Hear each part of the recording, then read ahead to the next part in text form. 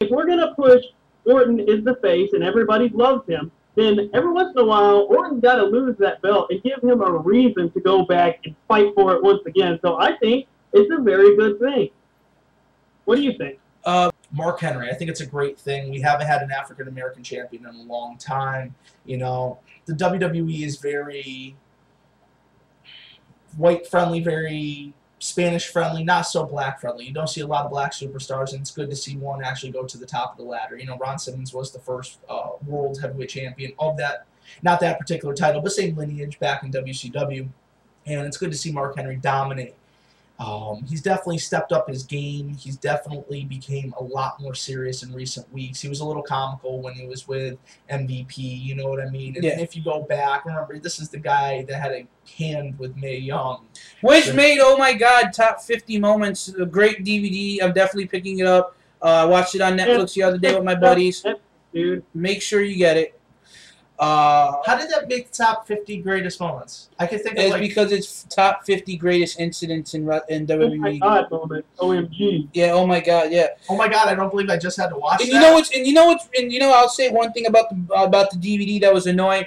After every spot that they had on that DVD, you had a nice little rap tempo beat, and then it just said, oh my God, and that was it. There was nothing else, just oh my God. It was just so oh my God. It was just so retarded. It's by the numbers DVD. It's WWE classic. Yeah, right.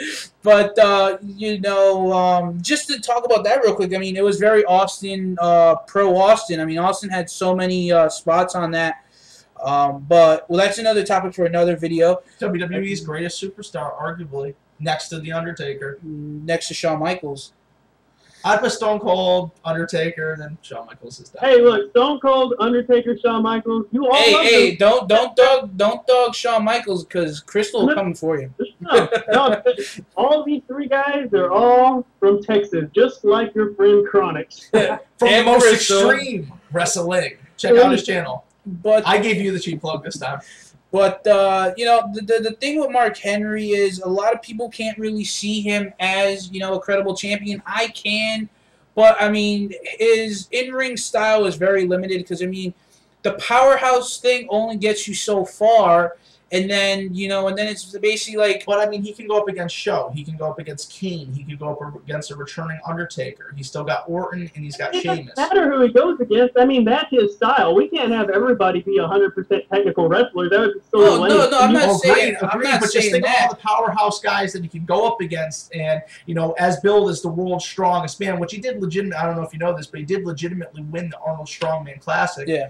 And he was actually awarded a yellow Hummer, which he still drives to this day. I can only imagine how many miles are on it. Probably, but, you know, it's that seat's probably pretty now flat he's too.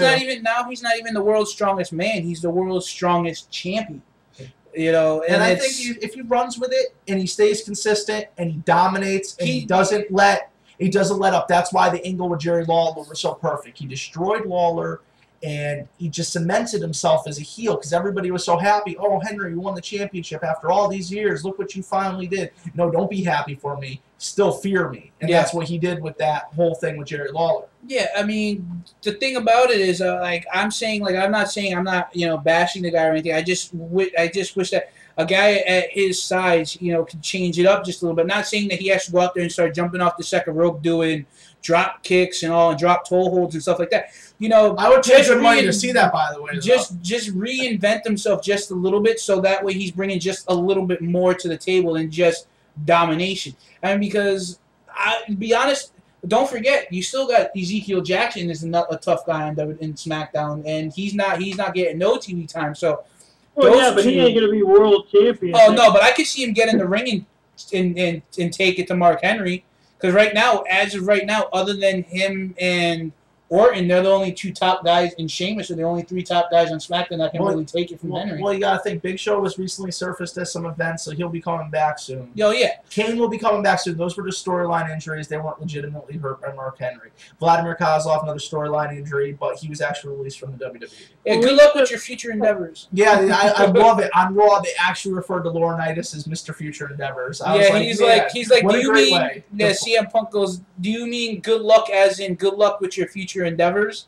You know, but We got to think about, but in like 2, maybe even 5 years, like Kane, the Big Show, Mark Henry, they're all going to be retired. I mean, Agreed. like you're saying, yeah, they do need to build new stars for the future because, I mean, these guys have been in WWE forever. Yeah. Oh, Kane, Both 97. Big Show, 99. I mean... 9. And then Kane came in 97. So, whoa. And Undertaker, we're talking 90, 91. No, 96 Kane. Kane was 97. It was Bad Blood. Yeah. It was the Hell in a Cell match. Pull out my Hell in a Cell DVD right there. It's probably printed wrong. Right there. It's next to Starcade. Oh, you're making me look for stuff now? Comes in and he does the fire. Bad Blood, 97. Okay. Anyway. I think JC owes me something now. I don't owe you anything. But anyway, now, you get it with Mark Henry. You get him the champion. What's going to happen? Is he going to drop it at Hell in the Cell? Are they going to let him carry it past Hell in the Cell? Are they going to wait for Big Show to come back and have him... Away from the last one. What was that? I was saying that this pay-per-view, Hell in the Cell, is only 2 weeks away from Night of Champions. It's pretty ridiculous. And then Vengeance will be 21 days after, 3 weeks exactly. It's like Hell in the Cell should be built up all year. It's like the demonic steel cage match. It's going to kill everyone in India. Everyone's free. And it's kind of like Elimination Chamber. You have a whole pay-per-view dedicated to only 2 matches. Which will be in our home state next year. But, I mean, I could probably see, I see it. I see Mark Henry beating Orton at Hell in a Cell, but then I see him dropping it if Undertaker comes back or if Big Show comes back. I see Big Show picking up the world title because he was getting a big push before his injury. He was. But I don't know about that now. But this is where I have to agree with Chronics. Yeah, these are great stars. They've been loyal to the WWE. Like Mark Henry finally climbed the ladder. He's gotten his push because, maybe Christian and Mark Henry's push can all be attributed to Edge retiring, which is a big possibility because Edge probably one guy now. Yeah, but Edge would have probably had a program with Orton and then Sheamus, and then could we have seen Christian and Henry? Maybe, but maybe farther down the picture. Yeah. But I think the biggest thing, as Chronic said, is the newer generation really needs to be built, and that's what they're doing with guys like Barrett and Sheamus and this kind of superstar. But are they doing it fast enough? And I think that's the one thing that you get out 2, 3 dogs, you're losing your drawing power right now. Do they have enough guys to fill these spots right now? That's a good question. Exactly. And just to close out this, we have 2 main events announced for Hell in a Cell. We have 5 videos on the FNTrueWrestling page. Yeah. We're going to see the first time at, it's not a first time ever because we had at Armageddon 2000, we had the 6-man Hell in a Cell match for the WWF Championship at the time. But now we're going to see the WWE Championship defended in a triple threat. We'll see triple threat Hell in a Cell John match Cena defending against Alberto Del Rio and CM Punk. And we're obviously going to see Orton versus Mark Henry for the world title. Yeah. So, any closing thoughts, Chronics, before we wrap up the video? Only closing thing I could possibly say is, I don't know if I'm going to want to spend $50 on this pay-per-view. I mean, my God.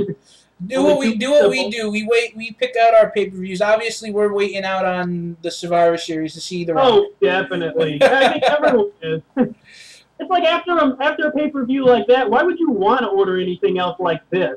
Like, come on.